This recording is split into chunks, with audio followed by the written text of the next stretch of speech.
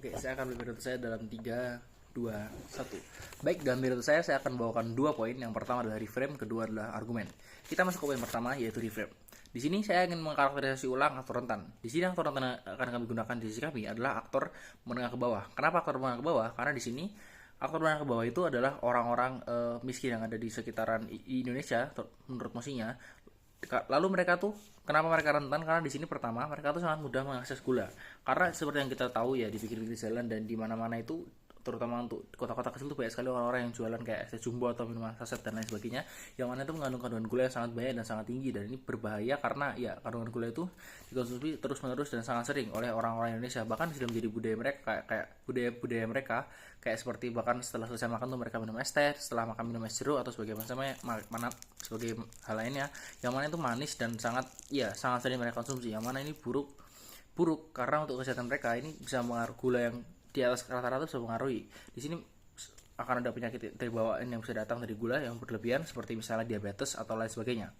Dan mana diabetes itu nggak bisa ditreat oleh orang-orang yang menengah ke bawah, karena diabetes itu perlu perawatan yang panjang, yang sangat lama durasinya, dan mana itu sangat membutuhkan biaya yang sangat banyak. Oleh karena itu di sini aktor rentan itu adalah orang-orang ke bawah, karena mereka ya sangat kesulitan untuk bisa menanggulangi masalah yang datang dari gula yang mana ya ada dan murah di sekitar mereka. Lalu yang kedua, saya ingin bawakan mengkarakterisasi ulang BOP-nya.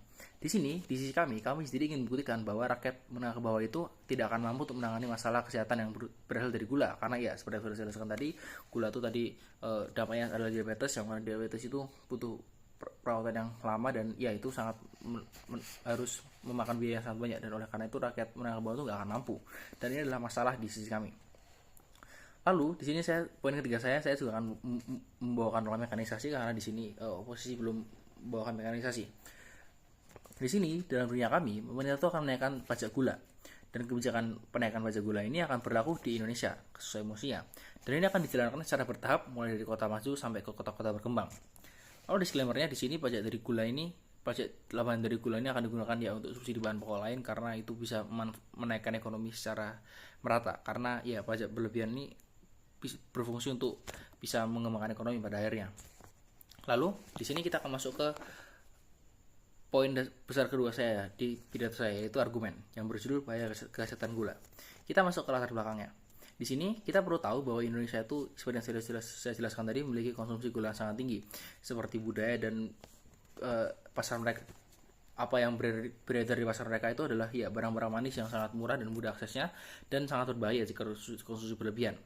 Dan lalu bahaya ini sangat serius karena ya yang sudah saya jelaskan tadi, orang-orang itu jadi bisa terkena penyakit seperti diabetes, yang mana itu buruk karena penanganannya panjang dan ya itu memakan biaya dan bahaya bagi orang menengah ke bawah. Oleh karena itu di sini kami akan membawakan perubahan yang bertujuan untuk membuktikan bahwa kebijakan pajak dari sisi kami itu bisa membantu mitigasi kenaikan tingkat diabetes di negara Indonesia tersebut. Di sini penaikan pajak ini memiliki target, yaitu membantu faktor rentan, karena ya seperti yang sudah dijelaskan tadi, jika misalnya faktor rentan itu selama ini masalahnya mereka sangat mudah mengakses gula. Oleh karena itu kenaikan pajak ini diharapkan bisa membantu mereka untuk mengurangi akses gula, dan akhirnya membuat mereka jadi lebih mengurangi konsumsi gulanya.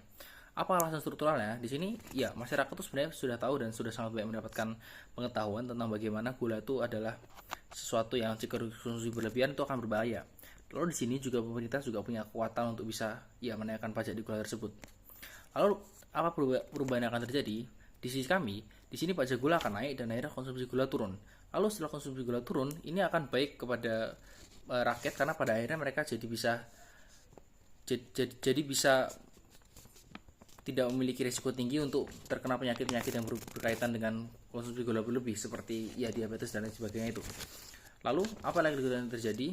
Pertama, insentifnya, masyarakat itu sudah tahu bahwa gula itu bahaya, karena ya di era sekarang itu banyak sekali konten kreator yang sudah bergula di dunia fitness, yang mana itu pada akhirnya mereka sering sekali membawakan konten-konten soal kesehatan, salah satunya tentang nutrisi, yang pada akhirnya mereka juga membawakan gula, tentang bahaya dari gula berlebih.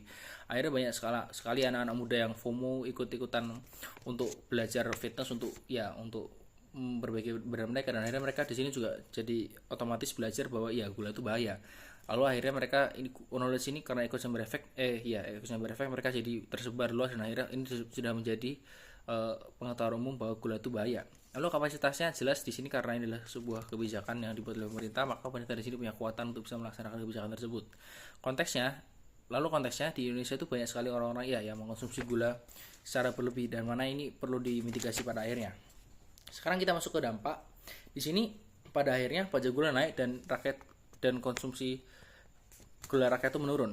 Lalu apa yang akan terjadi pada rakyat pada akhirnya? Di sini jika konsumsi gula menurun, mereka tuh akhirnya jadi tidak akan memiliki risiko tinggi untuk mengalami penyakit seperti diabetes dan sebagainya. Dan ini baik karena pada akhirnya masyarakat tuh kualitas hidupnya akan naik dan akhirnya produktivitas mereka sebagai seorang manusia, sebagai individu naik, dan ini bisa sangat membantu ekonomi negara untuk berkembang pada akhirnya karena perputaran ekonomi itu bisa maju jika rakyat berfungsi secara normal. Berfungsi secara normal di sini dalam artian ya mereka nggak ada sakit penyakit kayak diabetes karena kebanyakan gula, karena sudah dimitigasi oleh kami sebagai pihak oposisi, yaitu dengan menaikkan pajak yang akhirnya rakyat tuh jadi kesulitan untuk mengakses gula tersebut secara berlebih. Lalu untuk perimbangannya di sisi kami ini menyamakan atau rentan. Mereka jadi bisa hidup secara sejahtera karena mereka nggak akan konsumsi gula secara berlebihan. Pada akhirnya seperti yang sudah saya jelaskan tadi, rakyat yang hidupnya sejahtera dan nggak terkena penyakit seperti diabetes atau penyakit berkepanjangan yang memberatkan, mereka pada akhirnya bisa jadi orang yang produktif, individu yang produktif, dan akhirnya mereka bisa memberikan dampak baik pada masyarakat dan juga negara. Ya, sedangkan dampak di sisi lawan jika mereka tetap tidak menaikkan pajak gula ini, maka mereka itu sendiri itu akan rakyatnya itu yang terutama di Indonesia, rakyatnya yang sering terekspos oleh gula itu tingkat penyakitnya akan tetap tinggi dan pada akhirnya mereka di sini akan kesulitan untuk menjalani hidup seperti masyarakat pada umumnya, karena ya diabetes itu adalah penyakit yang sangat merusak fungsi kerja sehari-hari manusia dan akhirnya mereka tidak produktif seperti di sisi kami. Oleh karena itu saya bangga telah menjadi oposisi.